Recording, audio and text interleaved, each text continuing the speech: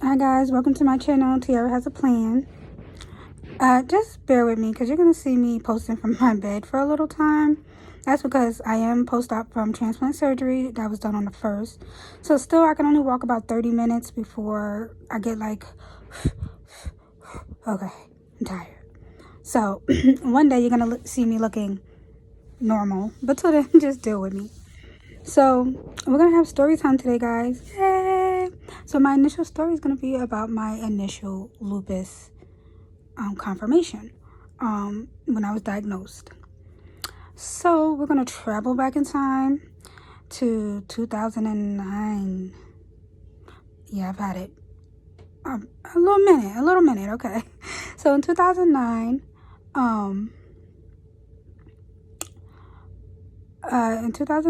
I was about 19. Just graduated.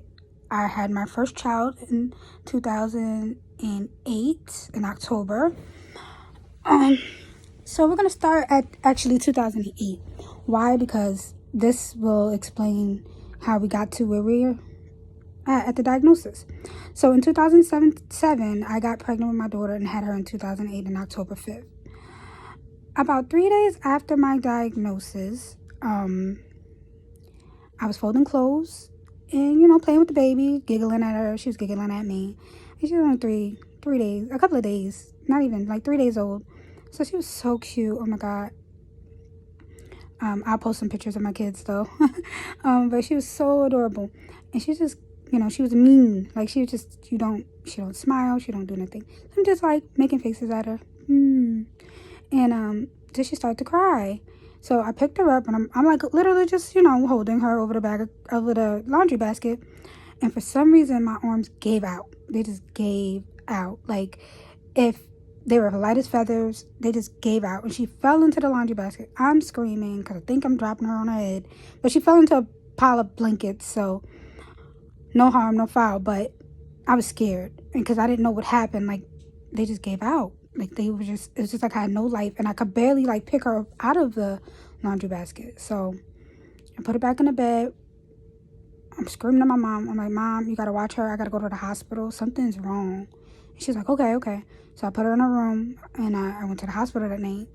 And I went and I'm like, something's wrong. I just gave birth 3 days ago and my arms just gave out of me. They're like, based on your history, you had a tough pregnancy. So with the pregnancy, my daughter was 22 inches long. Mind you, I'm 4'11" with the shortest world torso ever. So she had no room to grow. She literally bruised my rib cage from the inside. I still have pain to this day. When it rains, my rib cage is burning. And like dealing with the lupus, it gets inflamed. It used to get inflamed really bad because it's scarred. Like she really almost broke my rib cage because she was stuck. I had back labor and she was late. She refused to come out. She was like 41, almost 42 weeks. And she just would not. She was asleep. She's still asleep. She's a sleepy child. She's always been sleepy. She was asleep. As I said, my sleepy child came into the world sleeping. And so when I gave birth, they had to put me to sleep through my whole labor because the back labor was so bad. Like she was really lodged into my spine, even after being induced. I didn't need any help taking her out. Like I was able to push her out in 5 pushes, but that's because she was going to shoot out of there anyway. Like there was no room. She was curled in there. They showed me pictures. She curled in there like a ball. She just had no room. And they used to feel her fingers go like this and you could see every finger. So gross.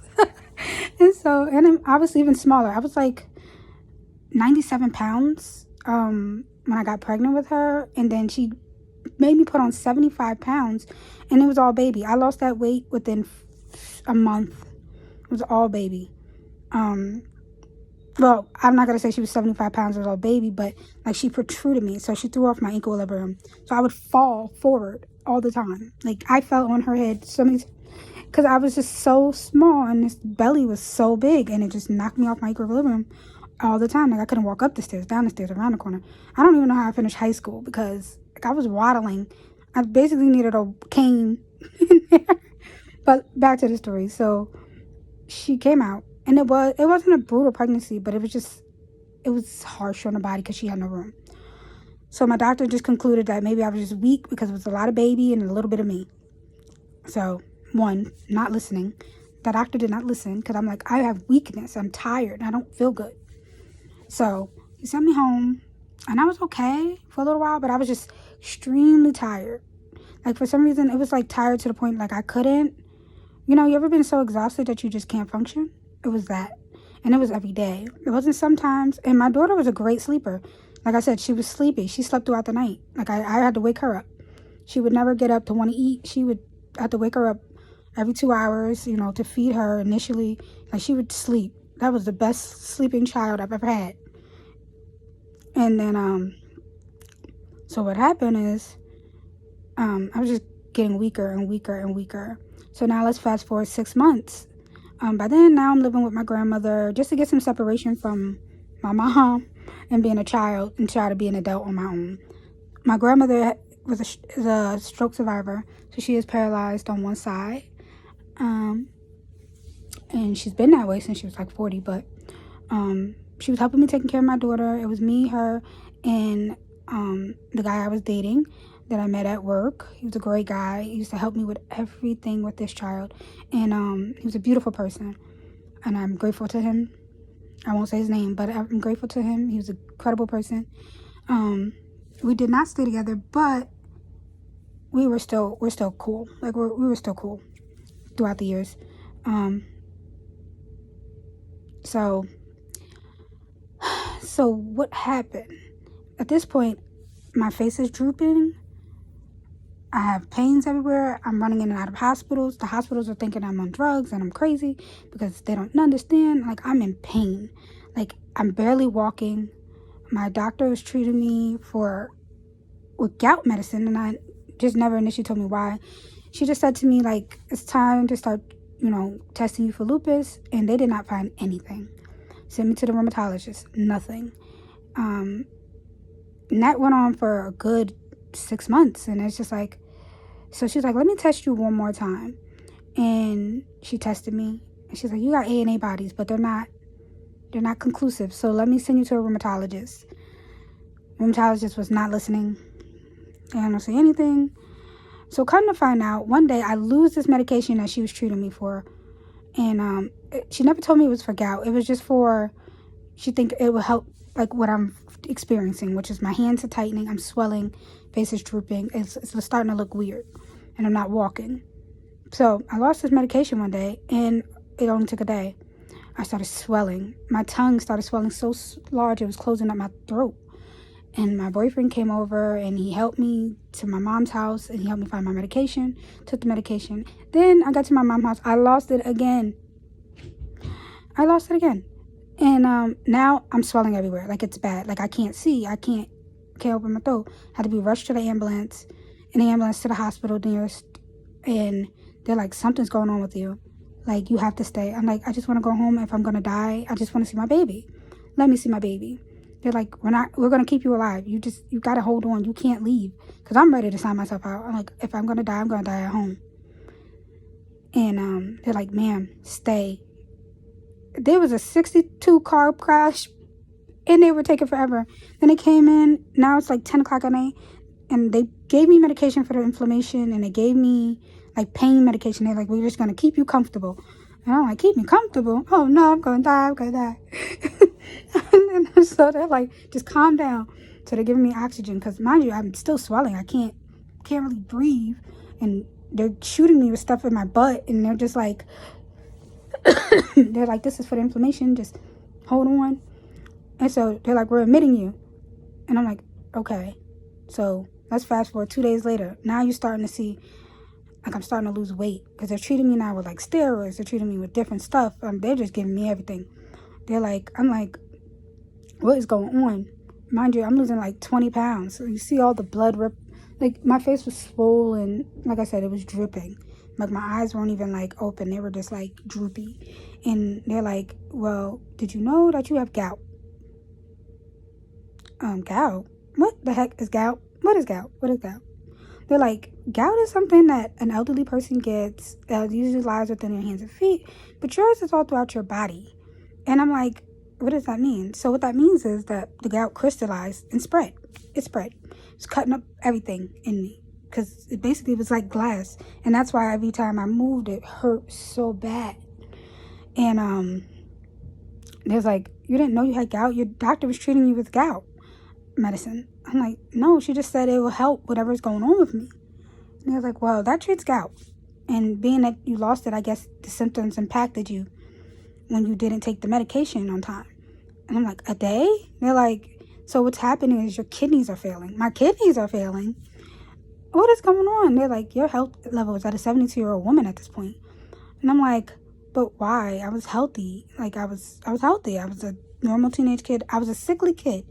I actually spent a year out of school for my kidneys when I was a child. And I was always sick. Always had infections. So I think I had lupus as a child. And then it went dormant. So my teenage years were fine. I was healthy, had abs. Ooh, abs. I had abs. It was a cute thing. And then I started on birth control, and I did get anemia from birth control, so I couldn't do the birth control anymore. But other than that, I was pretty healthy, worked out often, and they were like, we think you have lupus. And I'm like, lupus. Lupus. My mother had lupus. I watched my mother struggle for years after she had my sister when she finally got her diagnosis. And it was a drastic change in her body and what she was able to do. I didn't want that for myself. I was so scared. I was just like, no, why me? And at that time, we weren't aware that lupus was even genetic. Because if I would have known, I don't know if I would have known, but I wish I would have known. Because at that point, it wasn't supposed to be genetic. It was supposed to be only environmental, or all this bull-ass BS stuff that they were saying that it was, that it so wasn't. So I'm glad that the awareness is much better now than it was back then. Because now so many women have it. It's so scary. Like, how many people actually probably died and never knew, So, they started treating me from the hospital. I was able to go home after a week, and I lost 20 pounds in just fluid and blood. Like, it was just coming out. I started to look better. I started to look more awake. I was able to move now, and that was only after like 2 weeks of treatment. I was able to like start moving and shaking and laughing, and the sparkle came back in my eye. Like, it was beautiful. And then they started treating me, and about a year later, with a good regimen, I was okay. I was okay to just keep being normal. I was able to return to school. So that's why it took me so long to finish college, because my health, So I was able to return to school. I was able to do normal things, even get a job. And I always worked since I was 14 years old. I've always had a job. My mom was disabled very young, so I always was alone a lot. So I did everything alone. And so being a parent wasn't hard for me, because I raised my little sister since my mom had her, because she was sick and she didn't know. And she didn't know until she knew. So it would be my little sister and my baby, and I raised them together. And then throw in my little nephew. I had 3 kids by the time I was like 19. And I worked. I took care of them. I made sure they went to school. I made sure... Yeah, so just raising them, that was a highlight of my life, though. Like, I loved having them. I'm still very close with all my kids. My sister, she's 23 now. And my nephew is 16. And my baby girl my nephew's turning 16. He's 15 now. My baby girl's turning 15. And I just did what I had to do, like anybody else. But that is my lupus diagnosis. I was really scared, but I'm surviving.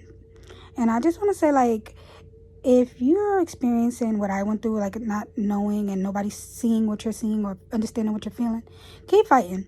Fight for your diagnosis, for real. Because you got to listen to your body. If your body's telling you, like, look, this ain't right, something's wrong, then something's wrong. I don't care what they say. If your body's saying something's wrong, I mean, it could be from fibromyalgia, but you want to know. Like, fight for your diagnosis. Listen to your body. Understand your limits with this disease. Like, there's so many diseases that mimic it, and there's so many diseases that can cause other symptoms. But if you feel that strongly that it's something wrong and just eating right ain't taking care of it, 10 to 1, you're right. Something's wrong. And talk to your doctors. Find another doctor. If your doctors don't listen to you, find another one. That's all I'm going to say, because the only person that's going to take care of you is you. You know, stay motivated. Stay on top of your doctor. Stay on top of yourself. You know, always eat right. Like, I applaud myself that I'm not a bad eater. I could eat better, but like, I don't eat crazy, and I don't drink. And like, if you think something's wrong, you might not want to be drinking or smoking and all this extra stuff. Like, just survive, live. Don't let this disease beat you down, because it's not worth it. Like, you got a whole life to live, and you don't want to live miserable.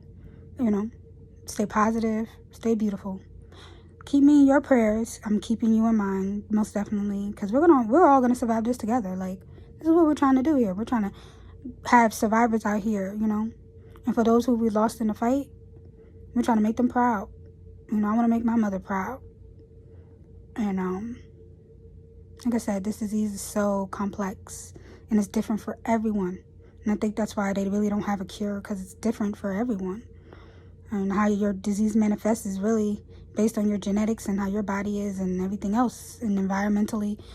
But I would say my best asset in fighting this disease was getting rid of stress, like unnecessary stress. If it doesn't have to be stressful, I do not want no parts of it. Like cutting off certain friends, cutting off certain family members, understanding your limits. Now, it took me a long time, even after the death of my mother, to understand what that really meant. Mind you, she only died 3 years ago. So I had to change who I was, because I was a caretaker. At the end of the day, I was a caretaker for my mother since I was a child, and everybody else. And that's a stress. You have to learn to stop that. You got to learn to pick and you choose your battles, because you can't help everybody. Can't. So, like I said, stay blessed. Stay tuned. We're coming back for story time again.